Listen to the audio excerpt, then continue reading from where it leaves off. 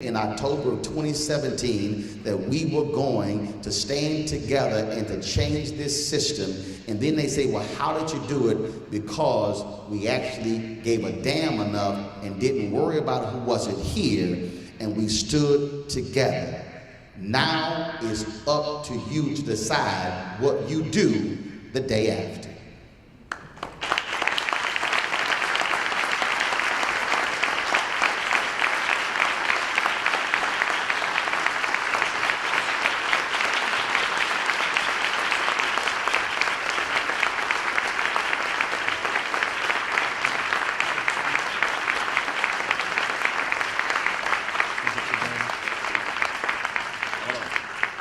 I see you, Howard Fuller. Go ahead. Let's give him another round of applause for Roland for his charge, his edict, and his commitment and his passion for having us understand what we have to do, not just now, because now is at this present time we understand the joys, the understanding of the information that we share, but understanding what we do the day after. That's the day that matters the most.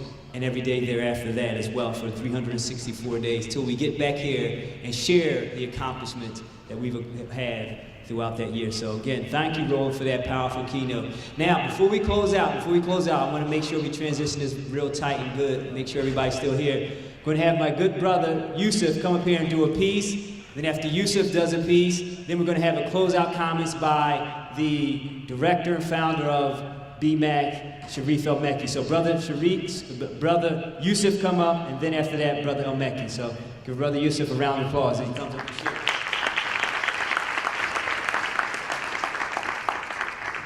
Good afternoon. How you guys feeling? Good? Tired, huh? Okay. I'm gonna keep it very short and brief. First, I want you guys to give a round of applause for yourselves. It's been a beautiful evening for coming here to support this wonderful cause. By show of hands, could I see my black male educators in the room? Okay. Clap it up for these guys right here. And I just want to say something very short. It was because of you that a young man like myself, you guys actually saved my life. I want to tell you that. Principal El-Mekki over here was my principal in elementary school. And I remember certain things he didn't know, and I never told him to this date, but so many days he saved my life. Growing up in Southwest Philadelphia, by the time I was 18, 25 of my friends had been gunned down and murdered. So I was living in this neighborhood hopeless. And the only time I ever felt hope was when I came to school and I saw my principal and he spoke life into me. I saw the smile on his face. He was invested in my education. I knew that if I would fail, I would let him down. You know, so my success was directly tied to his success. So I would try to be better and be greater and do things to not let him down. So I want to thank you so much, Brother El-Mekki, for the things that you did, directly and indirectly. As a result, I'm a LaSalle graduate today. I graduated 4.0 GPA. You know, leadership and global understanding. I'm currently in law school in Al-Azhar University in Cairo, Egypt. This year I launched my own men's line, bespoke and made-to-measure tailored suits out of Cairo, Egypt we manufacture, and I publish a collection of my own poetry because of men like you that invested in me. All right, so you can clap it up for that. So I want to share two short pieces from the book. Is that okay? Sure. Very good. So the first piece is when I was in school, my family's from West Africa, and I remember I used to come, I had influence from my mother and my father. So, you know, we used to have like a very West African home. It was almost like you could step into my house and you stepped on Liberia, right? You know, so I remember my father on graduation, he came to my school and he had the, you know, the big African garment on, the tall kufi, leaning to the side, touching his ear. My mom had the big, you know, garment on and things like this. And I was embarrassed of my parents. Why you guys gotta dress like that? You can't dress like everybody else. They're gonna know I'm African, the jig's gonna be up, right? Because I would get teased in school. Students would call us things like African booty scratcher, right? Africans living. Some of y'all was doing it too, right? Teasing us, right? So for a significant portion of my life, I was embarrassed of being West African.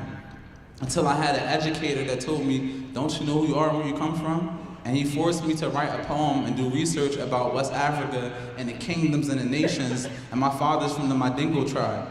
So when my father heard this story, he bust out in laughter. He said, if you knew where you came from, you would not be embarrassed. And my mother cried. She said, I wish you could be raised in your own land so you can see the beauty and the honor and the royalty of your people. So this is a poem I wrote about languages. Language has been a lingering smell swinging the throat of my family since we migrated.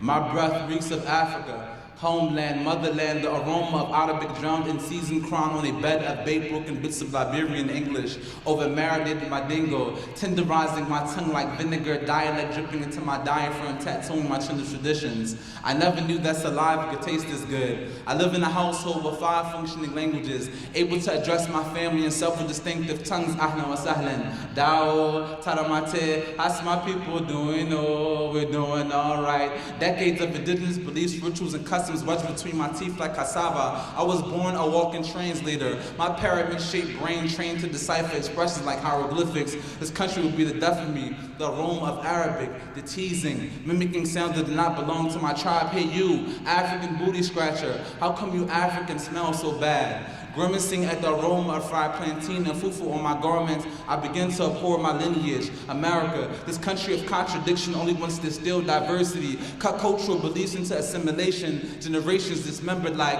ancestral dialects, lost in translation. It's taken me 17 years to appreciate my languages, to admire the articulation of the rhythms of my tongue, tucked under, meshed over, and rolled into collage of linguistics. My languages create a portrait of me, an African harvested plum tree, Ivory Coast coated, smile, black diamond mine eyes with a strut, as if the world was my father's farm, asking, who would I be without my languages, without my culture, without my heritage, without my deen? Hollow, fumbling the sounds of my ancestors, because to lose my language would be to lose my life. I appreciate that, thank you. And I'll share one more piece and I'll get out of the way. And this piece was inspired, as I said, I recently moved to Cairo, Egypt a year and a half ago. And I first went to go see the pyramids, and I went to the museum, Egyptian museum, and there was a tour guide. He was 89 years old. He had been giving tours for over 50 years. And he had a PhD in, ancient Egyptian civilization. So he was giving this tour. I was one of the only African Americans there. I think the only one. And there was like some Europeans, some people from Spain and different places. And he was giving a tour of the museum, and he said, well, who built these things? And he turned around and looked at me and said, they did. And my mind was blown. I was like, me? Like, I did this? So right at that moment, I decided to, do some research and learn about my culture, my heritage, and it inspired me to write this book, Woke.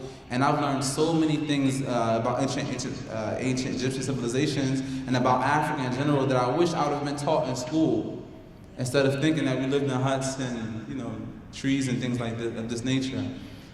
So this poem is called Formation.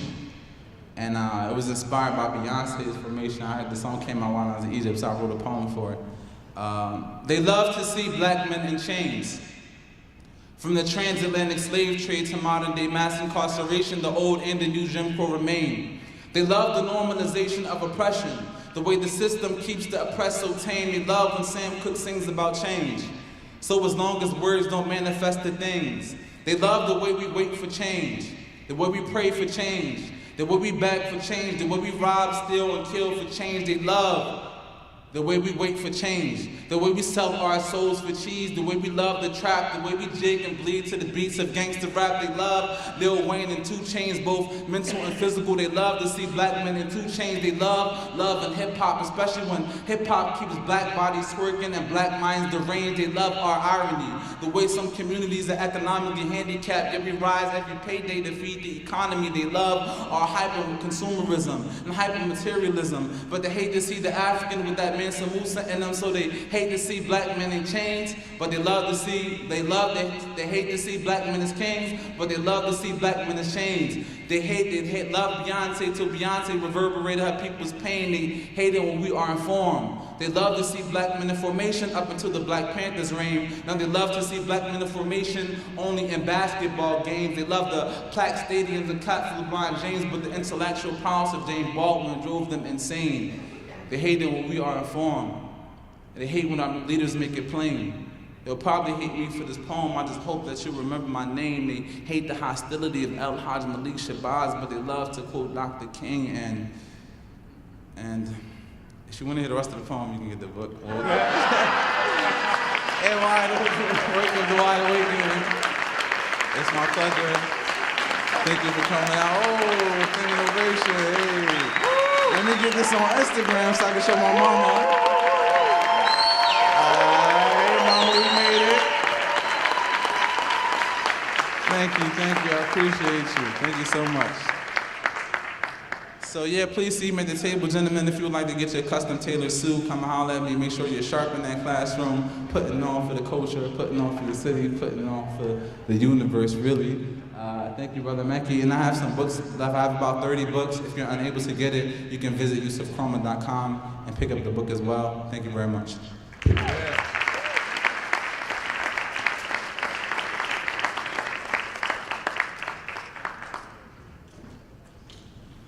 Wow, what a weekend. Give it up for yourselves.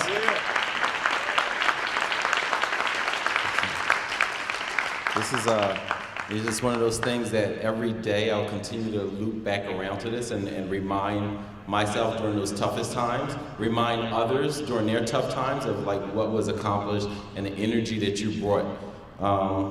Before I wrap up, the survey that we talked about yesterday is in the app, so please, before too many hours and days go by, please give us your feedback. We need that.